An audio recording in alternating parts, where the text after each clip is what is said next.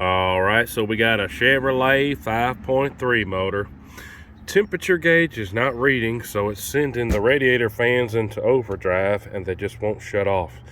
Cut the car off and it sit there, fans running 100 mile an hour. So what you need to do, most likely the problem is thermostat's right here.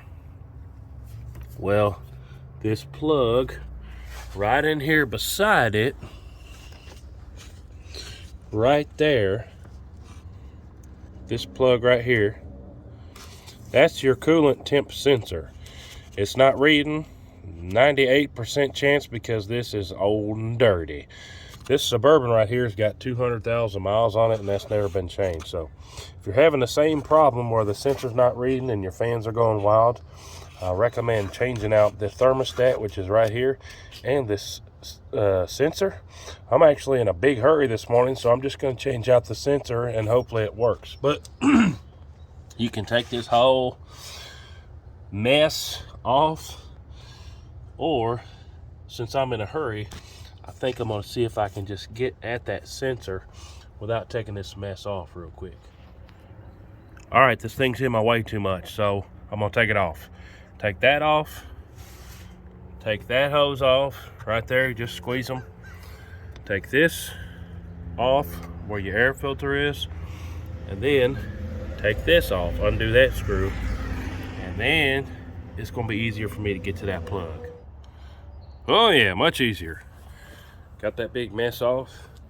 Now you can see our thermostat is right here and our temperature sensor is right there. If you go in to get a replacement, tell them you need the coolant temperature sensor for your Chevy. And like I said, if you got time, I recommend replacing the thermostat while you're at it. And in here, it's literally just 3 bolts. Boop, boop, boop. I'll probably come back and do that, but my wife needs this car today in a hurry, so I'm just doing this for right now. You're gonna need to take this clip off, then pull this sensor out. This should be a 19 millimeter right here. So take it out and put the new one back in, and then clip it back together and put all that air business back together. While you're in here, you might as well wipe some of this off. See how dirty that is. Ooh. Might as well show you what I'm doing, since this type of clip is a little bit trickier than some.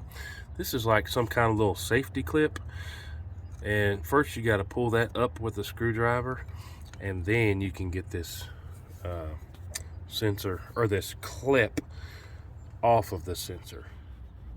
Before you get to fooling with anything, disconnect the negative on your battery. All right, so there is where I got it out. Here is our old one. You always want to make sure that they gave you the right part at the part store. You know, sometimes they'll give you the wrong thing. Looks like a match to me. And they put the Teflon tape on factory from the part. Which part was this? Let me show you the box. I got this from Napa, the only place in town that had it. This is the Delphi, and there's the part number right there. This is the only one in town anybody had, but looks to be the exact same part. Some people will tell you to take that Teflon off. I say to leave it on, but it had tape on it from the factory. You can see right there it's all pretty much gone, but I would think this should still be working, but apparently it's not. So obviously the brand new one's a lot cleaner. I'm gonna slap that one back in there, put the plug in, put that big mess back in there, fire it up, and let it warm up, see if the temperature reads. And like I said, this is aluminum right here, so I recommend just finger tight this baby down in here. You don't want to get the threads all messed up on there. So just get it going finger tight, and once you hit that Teflon tape, it's going to get a little bit harder to turn, but it has that copper washer on there. So now I got it as tight as I can with my hand. I'm gonna cinch it back down there with my wrench. All right, got it tight down here. If you're one of those guys who's stickler for torques, I think the book says 12 pounds or so for this. And then I'm gonna put my plug back on. Make sure it's on there good and tight. It's not coming off. And then this one had one of those goofy little locking clips, so I'm gonna try to get that back down in there. There we go. Now it's not coming off.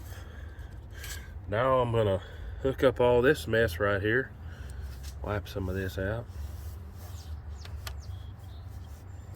And then we're gonna fire it up and let the temperature come up and see if the gauge reads now.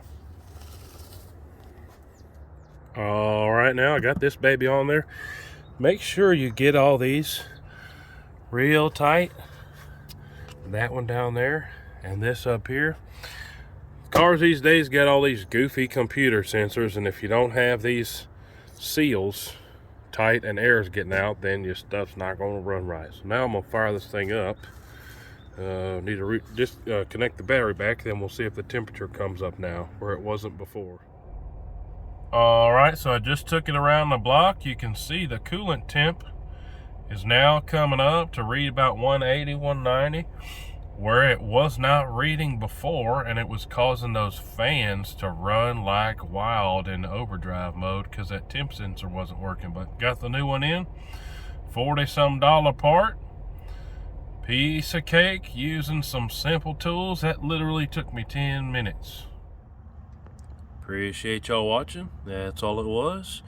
If your fans are going like crazy or your temperature gauge isn't reading, $40 part. Goes in a lot of those 5.3 motors and your Suburbans and your Silverados. Easy fix. Save you a week worth of hassle and probably $500 at some shop down the road.